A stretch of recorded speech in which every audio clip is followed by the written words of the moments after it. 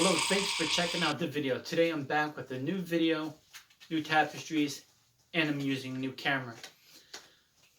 So today I'm going to be talking about Randy Rhoads and the first two Ozzy albums featuring him, Blizzard of Oz and Diary of a Madman.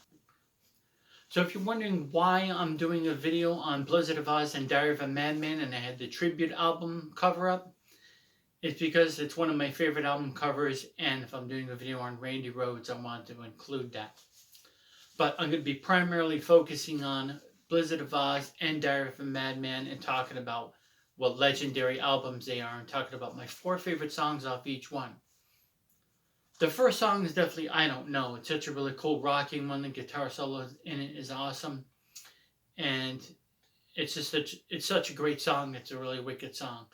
Crazy Train is an epic guitar riff and guitar solo. It's one of those first Randy Rhoads songs that you hear, a lot of people hear. I know they overplay it on the radio, but if there's going to be any Ozzy song with Randy Rhoads that people should first hear, it's definitely Crazy Train. I'm sure a lot of people, that was their first song that they heard with Randy Rhoads. It's definitely one of those just awesome epic songs, and even though it's overplayed on the radio and stuff like that, I still love the song. You can't deny the magic of it and magical moments of the guitar solo.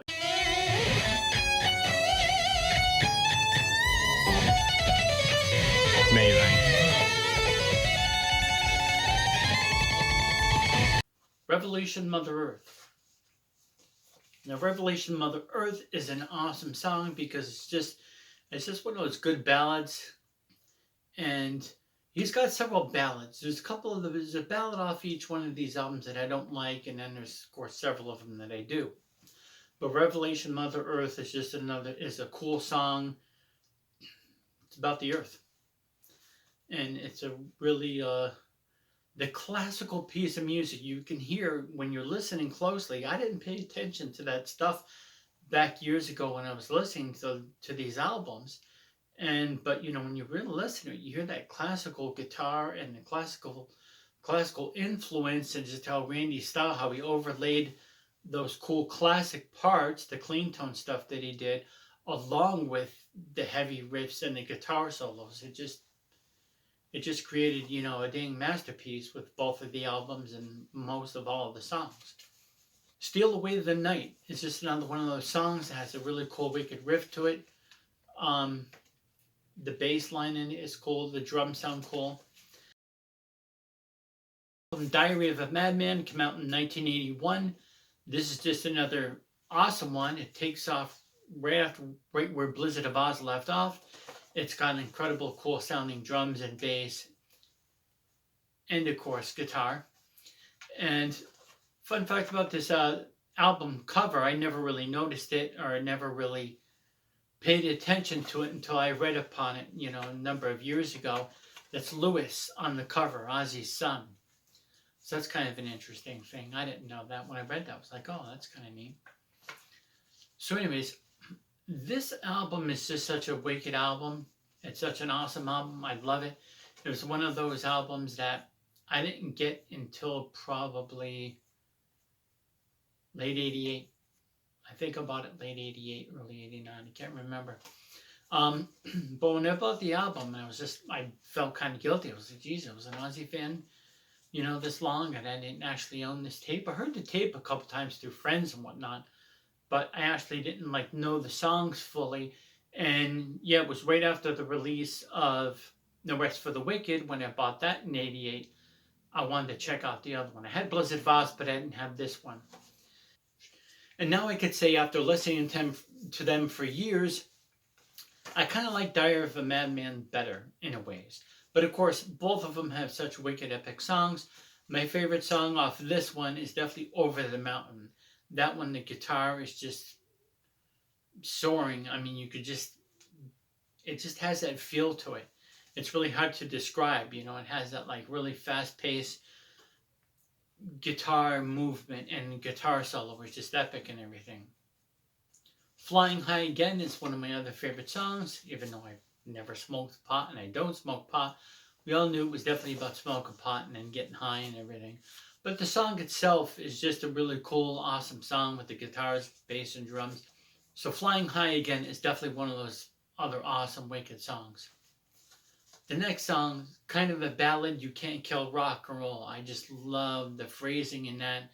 And even though it's a ballad, it's just such a really cool, wicked, awesome song with a really great message. Just the way Ozzy sings it, his vocal delivery on it, and the phrasing that he came up with on the songs. Promises, promises, telling me all that my glory is overdue. Just the way he says overdue, like he's questioning it, and it's just a way apart. It's a really cool lyric, and it's an awesome song. I absolutely love that one. Next to last song I like, it was difficult to choose top 4 songs off these albums, but Sato, S-A-T-O, Sail Across the Ocean. Some people say it's not about sail across, that's not what it stands for, but a lot of people know it, think of Sail Across the Ocean.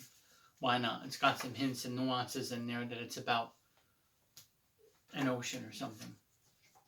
Alright, for those of you who don't know, the musicians on here, on these 2 albums, were Bob Daisley on bass and Lee Kerslake on drums. They were the ones who actually did the recording and who were on the album. But credited is Rudy Sarzo on bass and Tommy Aldridge on drums, who were both 2 awesome, great musicians, but didn't appear on the album.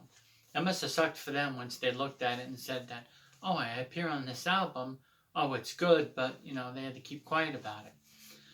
So anyways, unfortunately, after in 2002, they re-recorded the tracks, thanks to some stupid witch. They re-recorded the tracks with Robert Trujillo, who was with Ozzy at the time, and Mike Borden on drums.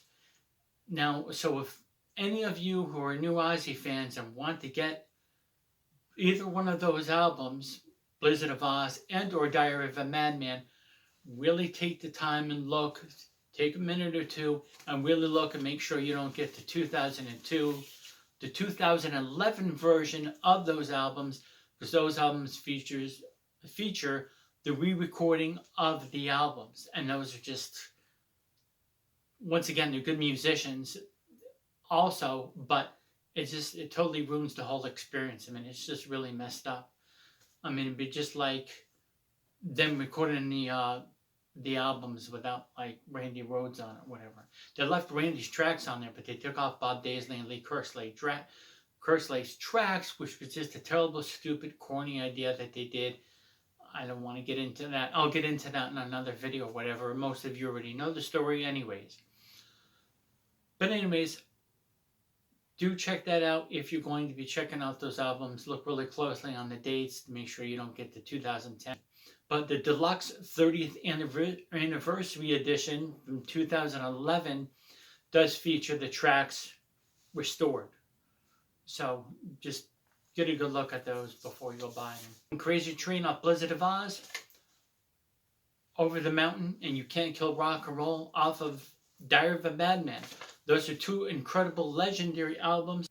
March 19th was a terrible day. I'm going to be uploading this on March 19th as the anniversary of what happened with Randy. And of course, Lee Kerslake, who was also an awesome musician and didn't really get too much credit. Of course, Bob Daisley for his amazing bass playing and the songwriting. He wrote the songs on these albums and even the next 2. He's definitely one of the coolest and best songwriters. I don't know what Ozzy would have did without Bob Daisley as a songwriter, what he would have did without Randy Rhoads and any of these other musicians. These are 2 incredible, iconic records, and they're forever definitely in the top 10 or top 20 of the best albums by Ozzy or any metal album ever recorded. Thanks a lot for watching.